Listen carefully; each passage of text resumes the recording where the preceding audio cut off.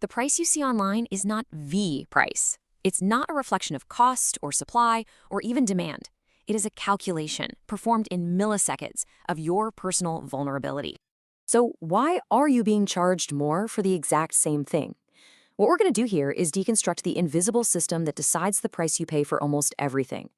It's a system that has quietly and completely reversed over a century of commercial fairness, turning the marketplace into a series of traps. And it does it by reading signals as subtle as the battery life on your phone. To understand how we got here, we have to start with the foundational technology that's being systematically dismantled, the simple, honest price tag. For about 160 years, commerce worked under what's known as the Wanamaker model. A merchant, John Wanamaker, introduced the fixed price tag. The information was symmetric. The price on the short was the price for everyone. It was public, it was fair. Now, we've regressed. We've gone backwards into what the source material calls the panopticon bazaar, a market where information is completely asymmetric. The seller is an all-knowing algorithm, and you, the buyer, are informationally blind, stuck in your own little digital silo. This is the Wanamaker reversal. We're back to the chaos of haggling, except the contest is completely rigged. You're not matching wits with a human merchant anymore.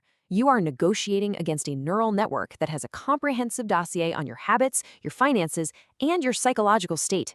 And the goal is no longer a fair exchange. It is precise, automated extraction.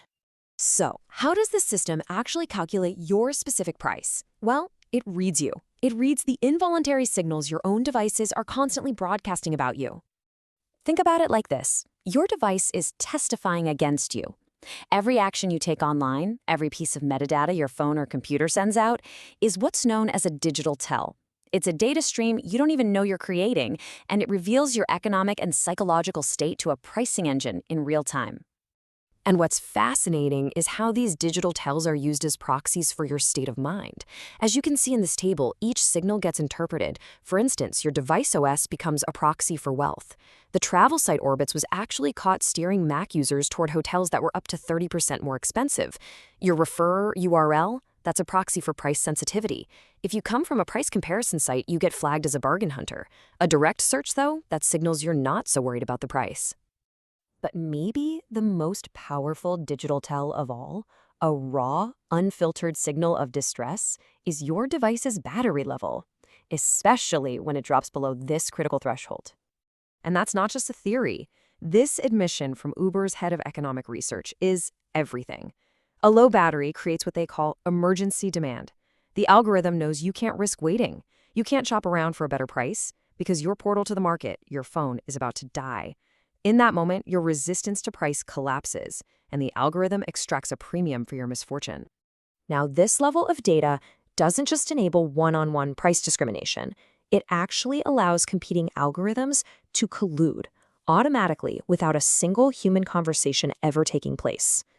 This is what's known as the invisible handshake. You have pricing algorithms for competing companies monitoring each other constantly. They learn that if one of them cuts its price, the others instantly match it and everybody's profits drop. But if one of them raises its price and the others follow along, everyone's profits go up.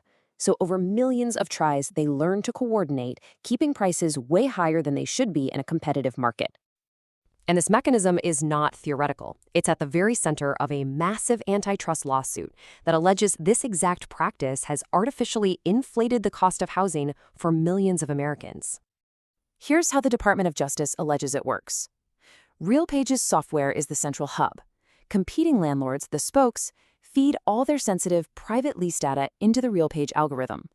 The algorithm then takes all this competitor data and kicks out a recommended rent price back to everyone. So what happens? The landlords stop competing on price and instead just follow the algorithm's suggestions to raise rents, all in perfect lockstep. So where does all of this lead? What's the end game? Well, it's the total elimination of value for the consumer. To really get this, we need to talk about consumer surplus. It's that feeling of getting a good deal. You know, if you're willing to pay $50 for a shirt, but you get it for $30, you've just gained $20 in value. That surplus is the psychological fuel that makes us want to buy things. It's also the money you have left over to save or spend on something else. And here's the absolute key. The explicit goal of perfect price discrimination is to find your exact maximum willingness to pay and charge you that price down to the very last cent. The algorithm's job is to transfer the entire value of the transaction, all of that surplus, from you to the seller. You get the product, sure, but you retain zero extra value. What this really illustrates is a fundamental shift in our entire economic model. We're moving away from competitive capitalism, where you earn a profit through innovation, to a model some economists are now calling techno-feudalism. In this system, wealth isn't generated through profit, it's extracted through rent. The digital platforms are the new landlords, and they control the roads of commerce, charging everyone for access. And your new role in this economy? It's that of a digital serf. You are constantly performing unpaid labor by generating data. Every click, every search, every little hesitation. And that data is then used as the raw material to optimize the extraction of your own wealth. But a system of total extraction like this is forcing a counter-movement to emerge. We're seeing the beginning of an arms race between the consumer and the algorithm. Consumers are starting to fight back with what are called adversarial technologies. The whole strategy is to basically poison the data wells. You can use browser extensions that generate random noise to flatten out your profile, use VPNs to spoof your location, and engage in strategic behavior, like clearing your cookies or checking prices on different devices, just to confuse the algorithm's calculus. The final stage of this arms race will probably be fought by machines. You'll have your own personal AI agent negotiating on your behalf against the seller's pricing algorithm. It'll just be a battle of code versus code to determine the price of a transaction. That handshake of transparency that John Wanamaker introduced over a century ago, it's been deleted by code. It's been replaced by an automated shakedown, where the price you pay is a direct function of your desperation, your affluence, your loyalty, or just your simple lack of information. And this leaves us with a new reality.